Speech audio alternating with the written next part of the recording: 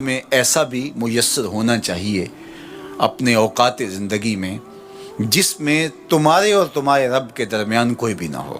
وَتَبَتَّلْ إِلَيْهِ تَبْتِيلًا، سب سے کٹ کے الگ تھلگ ہو کے بالکل یکسوئی کے ساتھ تم اپنی زندگی کے وہ لمحے اپنے رب کے ساتھ جوڑ دو۔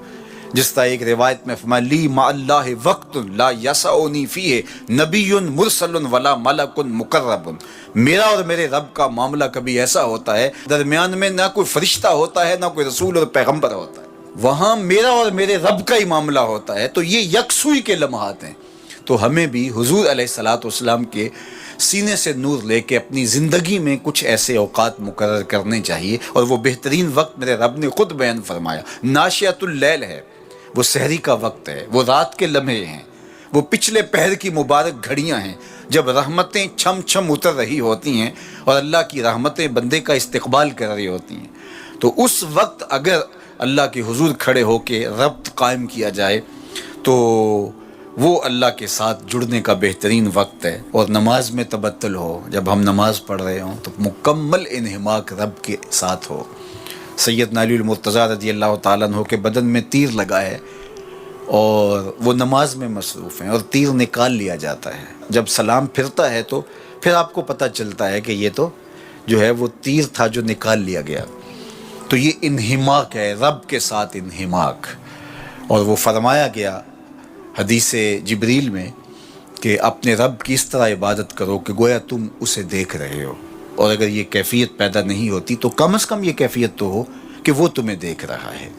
فَاتَّخِذْهُ وَكِيلًا، اور اسی کو کارساز بناؤ، اسی پر توکل، اسی پر بھروسہ، اپنے امور اسی کے سپرد کرو۔ جب اپنے امور اپنے رب کے سپرد کرنے کا مزاج پیدا ہو جاتا ہے زندگی سوکھی ہو جاتی ہے۔ تدبیر کریں، اس کے لیے حکمت عملی ضرور آپ وضع کریں، لیکن کچھ کام کر کے اللہ پہ چھوڑ دیں۔ اگر توکل بھی یہی ہے کہ آپ گھٹنا بھی باندھیں اور سپرد اللہ کے کر دیں، اسی کی طرف سے کام ہوتے ہیں اور وہی کارساز حقیقی ہے۔ تو فرمایا کہ فَاتَّخِذْهُ وَكِيلًا، اسی کو کارساز بنا لیجئے اور اسی پر اپنے کاموں کو چھوڑ دیجئے۔ جو کشتیاں اس کے نام پر ڈال دی گئیں وہ ڈوبتی نہیں ہیں، وہ منزل تک ساحل تک پہنچتی ہیں۔ تو ہمارا تو اتنا ہی کام ہے کہ کشتی ڈال دی، لیکن اس کو پار لگانا تو اسی کا کام ہے۔ تو اسی لیے ہم سواری پر بیٹھتے ہوئے کہتے ہیں کہ مالک اس کو مسخر تو نے ہی کیا ہے ہمارے لیے، ہمارے میں طاقت تو نہیں تھی کہ اس کو مسخر کر سکتے۔ تو یہ اس کے کرم سے ہوتا ہے، تو وہ اگر چاہے تو کوئی مشکل نہیں ہوتی۔ تو اس لیے اپنے کاموں کا کارساز اسی کو بنایا جائے۔ ایک بزرگ تھے، وہ دریا کنارے وضو کر رہے تھے۔ ایک بچھو تھا جو ایک لکڑی پر تیرتا ہوا، کبھی پانی کے ہچکولوں سے وہ ڈوبتا بھی اور کبھی لکڑی کو تھام لیتا، یوں پانی کے بہاؤ پہ جا رہا تھا۔ تو ان بزرگوں نے دیکھا تو ہاتھ ڈال کر کے اس کو نکالنا چاہا، تو اس نے اپنی فطرت کے مطابق ان کے ہاتھ پہ ڈنگ مار دیا۔ درد کی شدت سے ہاتھ جھٹکا تو وہ گر گیا، تو پھر ڈوبنے لگا تو پھر پکڑا اور پھر اس نے ڈنگ لگا دیا۔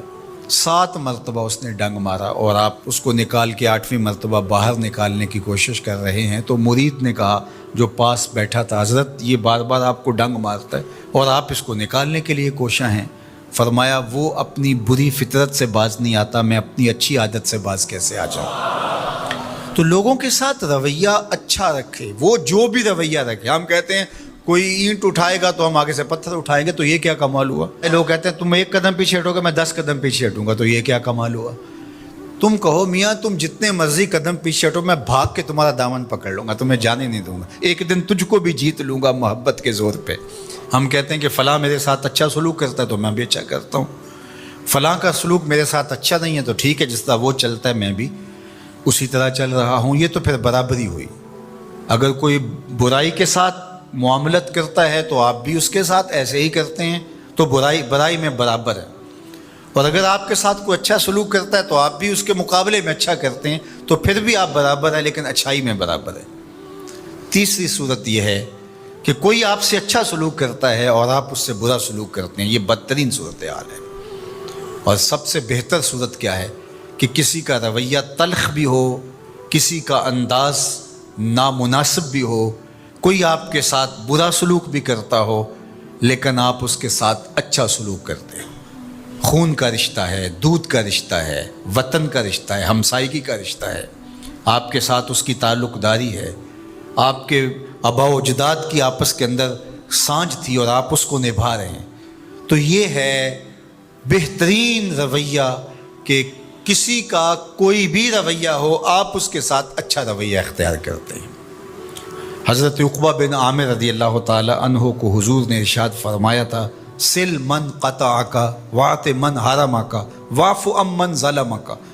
اے عقبہ بن عامر, جو تجھ سے تعلق توڑے تو اس سے تعلق جوڑ, جو تجھے محروم رکھے تو اس کی جھولیاں بھر دے, اور جو تیرے پہ زیادتی کرے تو اس کو معاف کر دے, اس سے درگزر فرما. یہ بہترین کردار ہے جس سے ایک اچھا ستھرا پاکیزہ اور مناسب معاشرہ ترتیب پاتا ہے اور ترکیب پاتا ہے.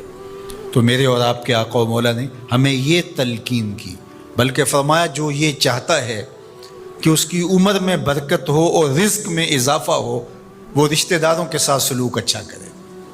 یہ راز ہے عمر میں برکت کا اور رزق میں اضافے کا. رشتہ داروں کے ساتھ اگر سلوک اچھا کرو گے تو تمہاری عمر میں بھی برکت ہوگی, تمہارے رزق میں بھی برکت ہوگی. تو ہمیں یہ تلقین کی, رشتہ دار تو دودھ یا خون کی سانجھ سے رشتہ دار بنتے ہیں, کوئی عام انسان بھی ہو, ہمیں تو ان کے ساتھ بھی اچھا رویہ اختیار کرنے کی تلقین کی گئی. حتیٰ کہ آپ کے دین پر نہ بھی ہو تو آپ کی ہمسائیگی میں بستا ہے, مستامن ہے, ذمی ہے, تو اس کے ساتھ آپ کا سلوک اچھا ہوگا. آپ کا دین آپ کو یہ سکھاتا ہے. شیخ سعدی بولے, شنیدم کے مردان راہ خدا, دلے دشمنا ہم نہ کردن تنگ, تو را کے میسر شود ای مقام, کہ با دوستانت خلاف است و جنگ. میں نے سنا ہے کہ جو اللہ کے بندے ہیں وہ تو دشمنوں کا دل بھی نہیں دکھاتے. تجھے تصوف کے مراتب رفیع کیسے نصیب ہو سکتے ہیں؟ تو اپنوں سے جنگ چھیڑ کے بیٹھا ہے, تو اپنوں کے گریبان پھاڑ رہا ہے, اپنوں کی پگڑیاں نوچ رہا ہے, اور تو اپنی رشتہ داریوں کو توڑ رہا ہے. تو اپنے ہم منصبوں کے ساتھ الجھاؤ میں مبتلا ہے, اپنے ہم مسلکوں ہم مشربوں کے ساتھ تیرا الجھاؤ چل رہا ہے, تیری لڑائی چل رہی ہے. تجھے کیسے مرتبہ اور باطن کا نور اور اندر کا اجالا نصیب ہوگا؟ جو اللہ کے بندے ہیں وہ تو دشمنوں کا بھی دل نہیں دکھاتے. انسان تو انسان رہے, وہ تو جانوروں کے ساتھ بھی رویہ اچھا رکھتے ہیں کہ یہ اللہ کی مخلوق ہے. مخلوق ہونے کے ناطے سے الخلق و عیال اللہ, تمام مخلوق اللہ کا کنبہ ہے, اور اس کے ساتھ اس نے سلوک, ان کا کچھ بھی رویہ ہو. حضور کے غلام اور اسلامی معاشرہ, اس میں یہ کس طرح چیز